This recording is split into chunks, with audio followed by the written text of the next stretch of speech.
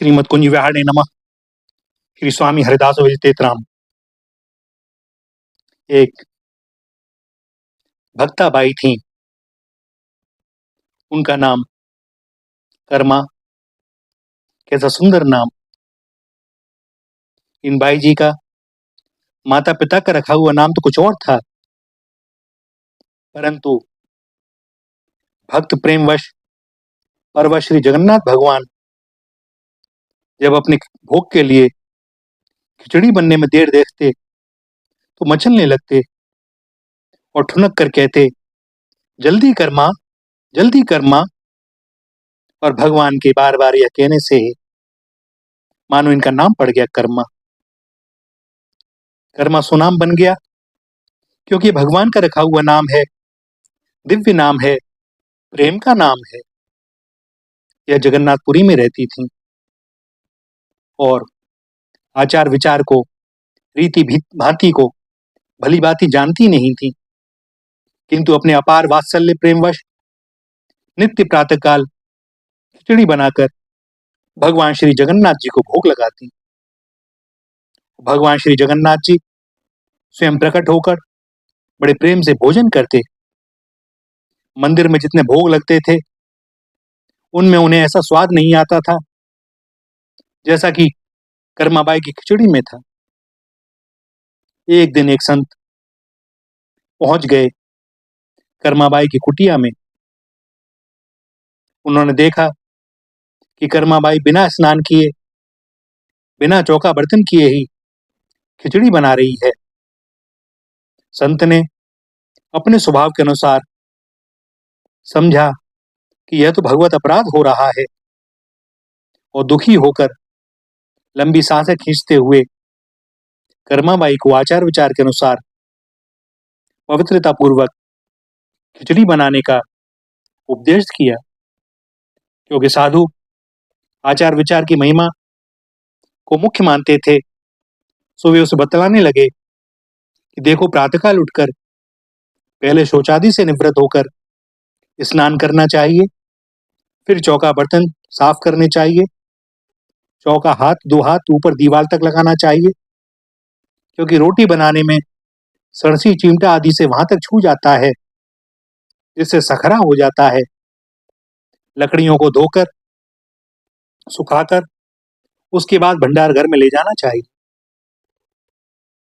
कर्माबाई साधु सेवा भी बहुत करती थी, सो उसने उन महात्मा को वहीं एक दो दिन रुकने के लिए कहा। महात्मा ठहर गए। दूसरे दिन महात्मा वहीं थे और कर्माबाई सुबह से ही महात्मा के अनुसार षटकर्म में लग गई। ठीक समय पर श्री ठाकुर जी आए।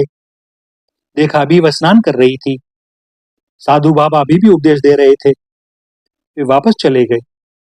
कुछ देर बाद फिर आए तो देखा कि कर्माबाई चौका लगा रही थी। एक घंटे बाद फिर आए तो देखा भी वो बर्तन साफ कर रही है, अभी खिचड़ी तो चढ़ी ही नहीं। घूम फिर कर पुनः आए तो देखा कि अब बनाने जा रही है।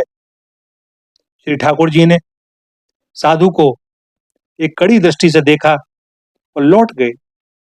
अब की बार आए तो खिचड़ी तैयार हो गई थी, परंतु समय बहुत अधिक हो गया था।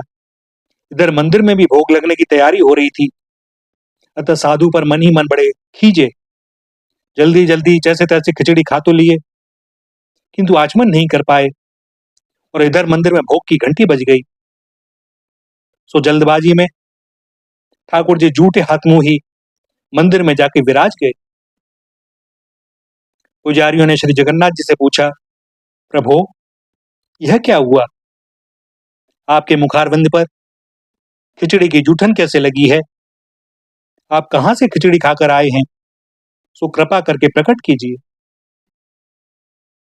हमारी आपके स्वरूप को देखकर वाणी अवरुद्ध हो गई है, कुछ कह नहीं पाते। हमने तो आज यह एक नई बात देखी। और श्री जगन्नाथ जी बोले कि कर्मा के नाम की एक भक्ता बाई है, वह नित्य प्रातःकाल मुझे खिचड़ी का भोग अर्पण करती है। उसकी सच्ची भक्ति को देखकर मैं भी नित्य उसके घर जाकर खाता हूं। मेरे ही एक संत कल कर्माबाई के यहाँ पहुंच गए और उसे खिचड़ी बनाने की शास्त्रीय रीति भली भांति सिखाए आए। मेरे अनेक मत हैं, उपासना की विधियां अनंत हैं। इस रहस्य को जाने बिना जो एक विधि को उपासक की निष्ठा के विपरीत अमान्य कर देते हैं, वे अन्याय करते हैं। ठाकुर जी की इच्छा जानकर पुजारियों ने उस साधु को बुलाकर सारा वृत्तांत बताते हुए कहा कि आप श्री कर्माबाई के पास जाकर उसे समझा आइए कि वह अपनी पुरानी रीति से ही भगवान का खिचड़ी भोग बनाया करे, उसकी वही विधि श्रेष्ठ है। संत के मन में अब बड़ा भारी भय हुआ कि इस अपराध से भगवान कहीं रुष्ट ना हो जाएं। तो वह संत दौड़े दौड़े गए कर्माबाई के पास और जाकर बोले, अरे कर्मा, जब मैंने घर जाकर पोथी देखी तो उसमें पाया कि यह सब आचार विचार मुझ सरीखे ब्राह्मणों के लिए हैं, तेरे जैसे प्रेमियों के लिए नहीं। तुम तो जैसे पहले करती थी वैसे ही किया करो। क्योंकि साधु महाराज अब डर रहे थे कि अब ना जाने ठाकुर जी क्या करें। और जब संत भगवान ने कर्मा को पहले की तरह खिचड़ी बनाने की छूट दे दी, कर्माबाई बड़ी प्रसन्न हुई। बोली, महाराज जी, आज आपका नेवता है, आज तो आप हमारे श्री ठाकुर जी के यहाँ ही प्रसाद पाइएगा। और आचार्य बाबा ने कहा, कर्मा, तू तो श्री ठाकुर जी को ही पवाया कर, उनके पा लेने से समस्त विश्व भर का नेवता हो जाता है। साथ ही एक बात यह भी है कि श्री ठाकुर जी की बराबरी कोई नहीं कर सकता। मेरी तो बिसाती क्या, वे तो समर्थ हैं, जो कुछ करें उन्हें सब शोभा देता है। प्रभु समरथ कौशलपुर राजा, जो कुछ करें उन्हें सब छाजा। हम लोगों के लिए तो आचार विचार अनिवार्य है। यह कहकर उन आचार्य महात्मा जी ने अपना रास्ता लिया। वर्णन आया है कि श्री कर्माबाई जी जब तक जीवित रहीं, श्री जगन्नाथ भगवान को खिचड़ी का भोग लगाती रहीं। और जिस दिन श्री कर्माबाई जी ने शरीर छोड़ा, उस दिन श्री ठाकुर जी बहुत रोए और दुख के कारण उन्होंने भोग आरोगा ही नहीं। पंडा पुजारियों ने राजा से जाकर कहा कि आज ठाकुर जी भोग ग्रहण नहीं कर रहे। राजा भी रोने लगे, दौड़कर आए और पूछा, जय जय प्रभु, आज आप इतने उदास क्यों हैं?